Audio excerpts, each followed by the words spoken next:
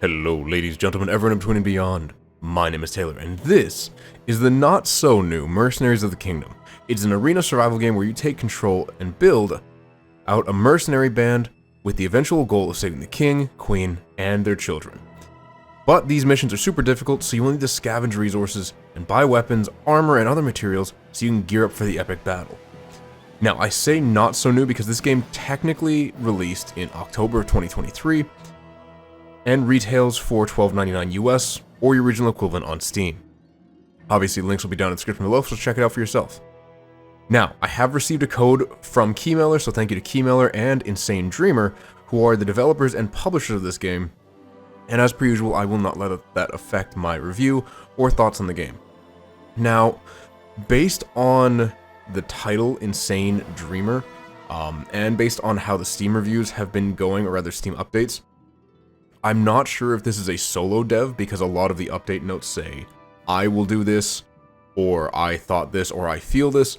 So it may be a solo dev project, and I'm gonna look at it as such just in terms of my thoughts on the game and kind of where it could go from here, because it is technically in 1.3, meaning it has fully released and therefore can be judged on everything that is there in a manner that would befit a full release. Now, as I mentioned, this game is an arena survival where you create your own character and then work on building a band of mercenaries to save the kingdom. The fact that you are always commanding more than one unit is already a change from the normal formula, but it's made even more varied when you take into account the skills and equipment that you can have.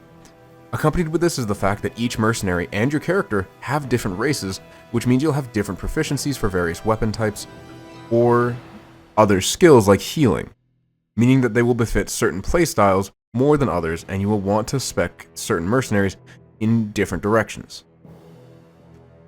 They also have different costs in terms of the gold and food for the upkeep, meaning that the higher their skill level, the more they're going to cost on the, day-to-day, so to speak. It also means that if you don't have enough of one or the other, they may refuse to go on the missions that you want them to. So you got to really keep in mind, can you feed them and can you pay them? Now, I like the systems because it encourages different playstyles and gives you a wider variety of people to recruit that can really change up the playthroughs from one to the next. At least that's what I thought at first. I quickly learned that ranged weapons are basically the way to go, as you can have a one-handed sword and a ranged weapon at the same time. This means that I had a ranged option and a melee option with seemingly no penalty. The first time I tried using a spear-type weapon, it was pretty bad in terms of the speed and damage output, but the combo of both the range and melee was infinitely better, though it also meant that I should select one of the races that is proficient with both of those skills, and thankfully there was one, but it was just weird how drastic the difference was. And I mean, maybe I was just using a bad spear weapon, but I was using a race that had a spear proficiency. Now, I didn't put into the spear proficiency skill because I was hoping to use a halberd, though I didn't find any of those. So I can't say for sure that, a spear or a two-handed weapon would be stronger, but for right now, a bow and sword combo seems pretty broken. Now, the other half of that coin is the enemies who are using those weapons against. They have a great deal of visual difference, which is awesome, but the attacks they throw out are honestly pretty basic. There's a variety of enemies like wizards, or dinosaurs, or bats, or weird gyrating men who have nothing but loincloths on that throw rocks at you. Yes, that last one is true, which is very strange.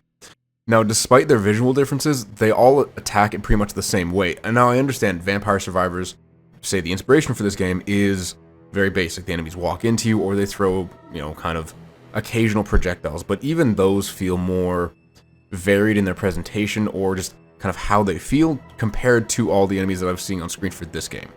The other thing that was really weird to me is the structure of missions. They don't work like, a typical timer or a boss system that many of the other games in the genre do. This one is more focused on finding gold and crafting materials for when you're back at camp, so you can then gear up better. Now, I was very confused because the maps are, in my opinion, not well designed, as there are no points to indicate to the player, hey, you can find resources here, or hey, you can have an interaction here. You just have to aimlessly wander this kind of barren square and hope that you find something to interact with, or hope that a monster drops something that you need. I was also really confused on the best way to actually farm items or gold, because the drops were seemingly random from enemies, and I've barely ever encountered any gold actually dropping from enemies, so that was the biggest hindrance in terms of being able to hire new mercenaries, because I didn't have the money for them. Now, the drops did seem to increase as time went on, but that was maybe, 5 or so minutes into the run, and these runs do not start out, easy and then get progressively harder. The difficulty scaling feels really off and really weird. And I say that because it starts out at seemingly the same difficulty that it stays at the whole time, with a larger than normal portion of enemies moving at a really odd pace compared to the player. And then sometimes they get, a bit stronger as time goes on, but it's usually just other varieties of enemies coming in that move a little faster or that have projectile weapons.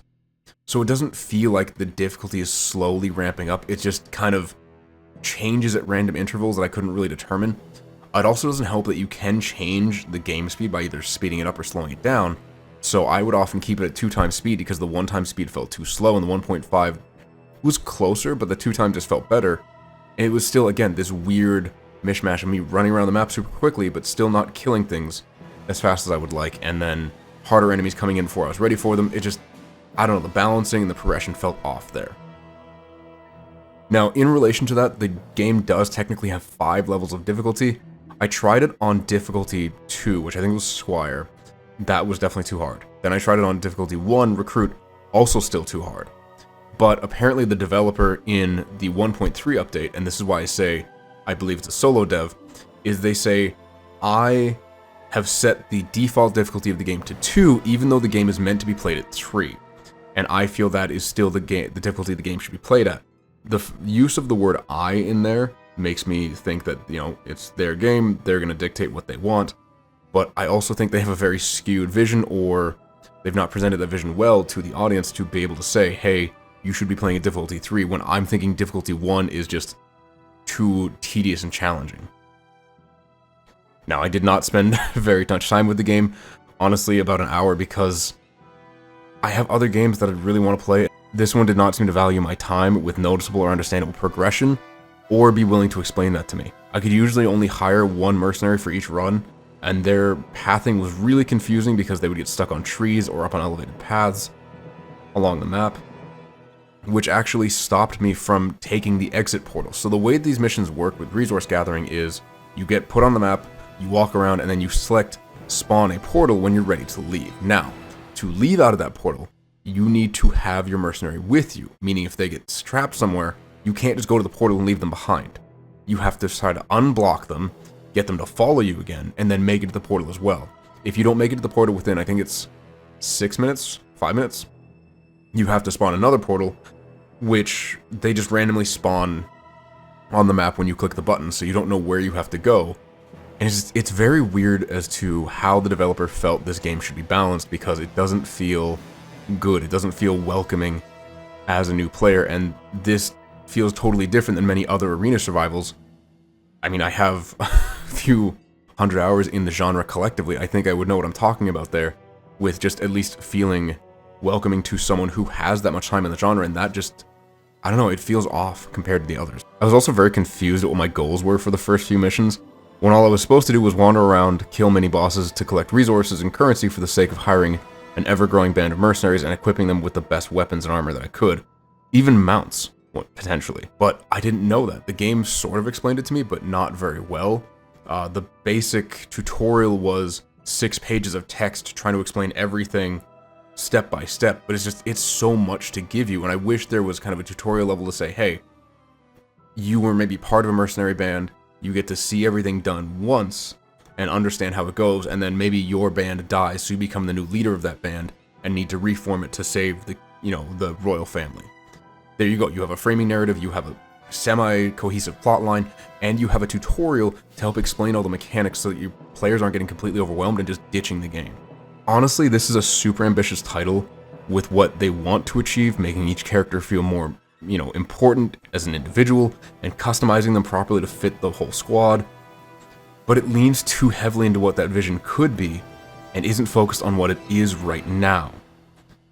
and it is super difficult to get anywhere in the game or kind of collect the necessary resources to get to where the developer clearly wants the game to be, and so many players I'm worried are just going to drop off like I did, even though this was gifted to me. Now, when you're not in combat, I've mentioned this a few times, you get to hang out in your camp, and in camp you walk around, look at the numerous, and I do mean numerous, storage containers for storing, supplies, food, weapons, that sort of stuff. You can also go to shops where you can buy cosmetics, other weapons, armor, potion ingredients, cooking ingredients, hire mercenaries. But it's all just very basic menus, which is fine. It's just, I don't know, it feels kind of underwhelming. It is thematic, I'll give it that much. I just feel like I should be able to do more there, but the limiting factor is the resources that I find on the actual mission. And again, I think this is pretty cool because it speaks to the goal of what the dev wants the game to be. They want it to be this kind of cohesive narrative where you're growing this band, coming back to camp, and then supplying out and getting even stronger and stronger to finally take on the big missions. All of this in service to finding and freeing the royal family. Now, I only tried one of these missions once because it did recommend you build up your party before trying it, and I was not about to do that with the amount of time it was taking me for every run and coming out with almost nothing.